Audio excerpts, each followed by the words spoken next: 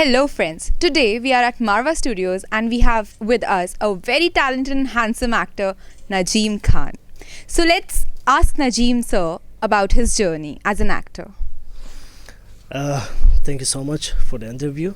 And starting from 2012, coming to till 2016, 15, and 17, I've started my career in January 9 Jan 2012.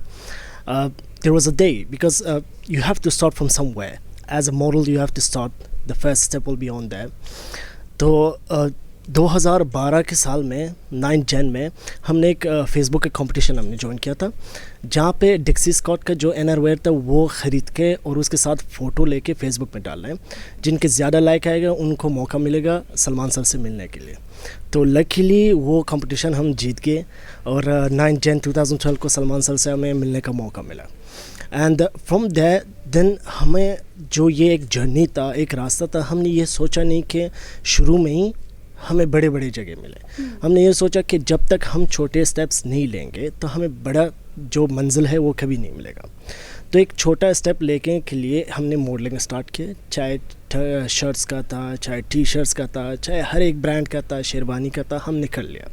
चाहे small scale में था हमने कर लिया. और साल 2014 आई थिंक 2014 में on November suddenly Mukesh Chavda casting company के साथ मैं रजिस्टर्ड हूँ, तो उनसे मेरे लिए एक ईमेल भी आ गया और एक कॉल भी आ गया. So I was just sleeping and I received a call and they just told me that we are speaking from Kabir Khan film production. I was so shocked like is it real or not? So they just told me how much you charge to come to the film. I said I don't need anything, just get me to the set. So once I was on the set on Bajrangi Bhaijaan, it was a dream come true because since childhood my family, my friends, my relatives, everybody was telling me, यार you look like Salman Khan. So we wish that हमें एक ऐसा दिन आ जाए हम Salman sir से मिले, तो वो ड्रीम कम ट्रू हो गया. तो हमें एक ऐसा ड्रीम था कि एक ऐसा दिन आ जाए कि हम सलमान सर के साथ काम भी कर ले एक ही पर्दे में, चाहे उनके बचपन का रोल हो, चाहे उनके साथ भाई का रोल हो, कोई भी रोल हो. तो लकीली कबीर खान प्रोडक्शन से मुझे ये रोल मिला जो उनके बचपन का रोल है, जो क्लास 10 में 10 बार फेल हो जाते हैं. रोल छोटा है लेकिन एक ही छोटे रोल ने काफ़ी अच्छा धमाका कर लिया. तो उसके बाद हमने शुरू किया बिग स्टार एंटरटेनमेंट अवार्ड्स में. रेड कार्पेट में मैं एज अ होस्ट था. पूरा एज अ पार्टी विद भाईजान का जो एक सेट बना हुआ था वो पूरा मैं हैंडल कर रहा था. तो it was really got really great.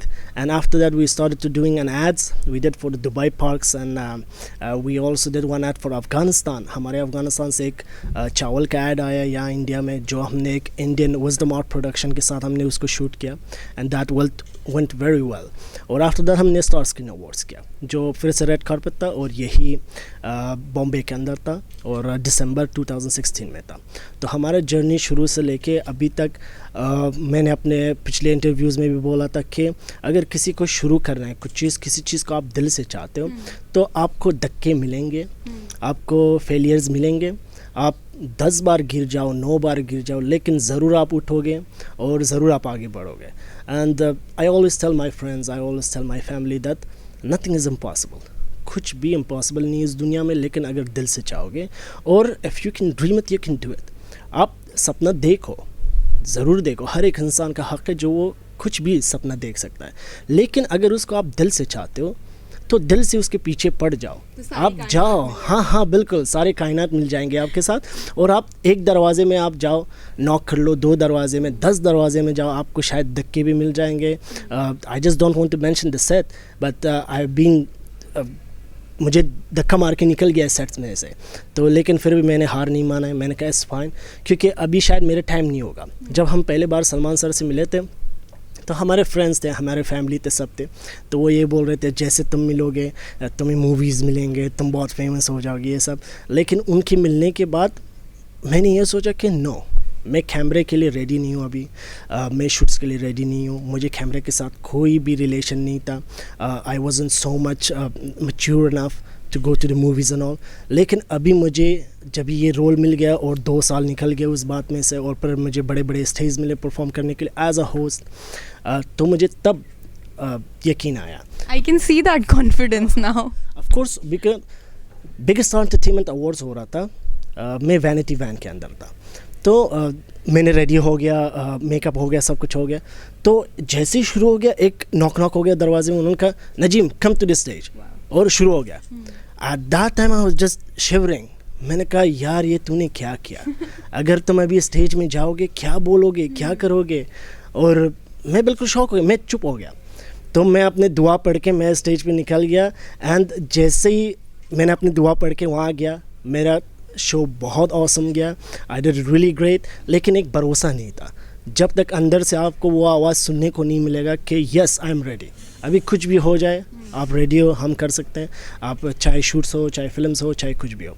लेकिन ज़िंदगी और किस्मत का एक खेल होता है कि अगर जब तक आपकी किस्मत ना हो, जब तक ऊपर वाले ने नहीं चाहो कि आप उस स्टेज में जाओ, अगर ज़िंदगी बार बार मौका नहीं देता, अगर आपको किसी भी और कहीं से भी मौका मिल गया और आपने उस मौके का टुकड़ा दिया, तो समझो टुकड़ा दिया आपने। तो उसके बाद हाँ, then you have to just regret for that, क्योंकि आप रेडी नहीं थे, लेकिन आपको कहीं से कांटेक्ट मिलके आप गए, आपने कर लिया, लेकिन आप परफॉर्म नहीं कर पाए। So for that you will regret all the time. लेकिन हर चीज़ को उसके जाने से पहले आप उसका नज़ाकत सीख लो, उसका तहज़ीब सीख लो, और वहाँ पे जाने का जो एक टैलेंट होता है और एक जुर्रत होता है, उसको आप आज़मा लो, और अपने अंदर वो मॉरल रिस्पॉन्सिबिलिटी ले लो कि आप यहाँ पे आ चुके हो, अब यहाँ पे करोड़ों रुपए का पैसा खर्च हो रहा है और आपके ऊपर भी एक रिस्पॉन्सिबिलिटी है, तो तब जाके आप उस स्टेज में जाओ ताकि सबको मज़ा आ जाए। So how it feels right now being an actor, मतलब कैसी फीलिंग आती है आपको? क्योंकि मैं जितना आपसे बात करी, पहले मुझे लग रहा था कि I have to talk to you in English, but you are speaking wonderful Hindi, so I am comfortable more now. तो मैं पूछना चाहती हूँ कि जैसे मेरे को अपेयर हो रहा है कि आप बहुत ही हार्ड वर्किंग और डाउन टू अर्थ पर्सन है, ठीक है? तो अब एक सेलिब्रिटी फेम आ गया है, ठीक है? तो कहीं ना कहीं आपकी पर्सनालिटी में कुछ चेंज आया, कोई फीलिंग्स में चेंज आया? मेरे जितने सारे दोस्त हैं, मेरे जितने सारे पहले भी दोस्त थे, आज तक मेरे साथ है सब, मैंने अपने बिहेवियर्स और एटीट्यूड कभी चेंज नहीं किया। क्योंकि एक सक्सेसफुल पर्सन के अंदर, अगर मैंने पहले भी आपको ये बात जिक्र किया कि पहले हर एक चीज़ को करने से पहले उसका नज़ाकत पहले सीखना चाहिए, उसके तहज़ीब सीखना चाहिए कि आप किस तरीके से वहाँ जाओगे, कैसे बात करोगे, कैसे उठोगे, कैसे बैठोगे। जब तक आपको किसी चीज़ का तहज़ीब पता ना हो, वहाँ आप जाओगे तो बिगाड़ लोगे। तो पहले आप किसी चीज़ का तमीज़ सीख लो कि आपको वहाँ जाके कैसे बिहेव करना होगा और कैसे एटीट्यूड लेना होगा और कैसे पर्सनैलिटी और कैरेक्टर बिल्ड करना होगा। क्योंकि मैंने हमेशा सबको कहा है कि चलो आप किसी चीज़ को चाहते हो, आपने मेहनत कर लिया और वहाँ पहुँच गए, वहाँ पहुँचने के बाद और उसको मेंटेन रखना काफ़ी मुश्किल है। क्योंकि बाद में आप एक ऐसे माहौल आएगा आपके लिए जो अलग होगा, अलग लोग मिलेंगे, अलग स्टाइल हो जाएगा। तो आप कहीं ऐसा ना हो कि आप अपने जो पास्ट है उसको आप फॉरगेट करके और फ्यूचर के साथ इतना आप लगे रहो जो आप अपने माहौल को भूल जाओ। तो इससे अच्छा यही है कि आप जितने आपके दोस्त थे, यार थे, फैमिली मेम्बर्स थे, आप अपनी एटीट्यूड सेम स्टाइल में रख लो और उनके साथ जैसे आप पहले थे वैसे ही रहो। क्योंकि अगर किसी का सक्सेस के पीछे किसी का दुआ भी हो सकता है कि हज़ारों लोग की दुआ में एक दुआ लग के आप वहाँ पहुँच गए, तो आप उसका दिल दुखाओगे तो आगे कैसे बढ़ोगे। सर मुझे बहुत अच्छा लगा कि मैं इतने मतलब एथिकली इतने स्ट्रॉन्ग बंदे से एंड इतने ग्राउंडेड बंदे से आज मिली एंड इतने टैलेंटेड बंदे से। Thanks for coming at Marwah studios, thanks a lot. तो जैसा कि आपने देखा कि सपने उन्हीं के सच होते हैं जो सपने देखते हैं, और सपने सच होने के बाद बहुत ज़रूरी है कि हम ग्राउंडेड रहें, डाउन टू अर्थ रहें, क्योंकि सक्सेस जितनी जल्दी मिलती है ना उतनी जल्दी छिन भी सकती है। तो मैं श्रेया कत्याल लेती हूँ आपसे इजाज़त टुडेज़ टॉक में, और फिर मिलूंगी एक नए गेस्ट के साथ। तब तक के लिए देखते रहिए MS TV, हर पल आपके साथ।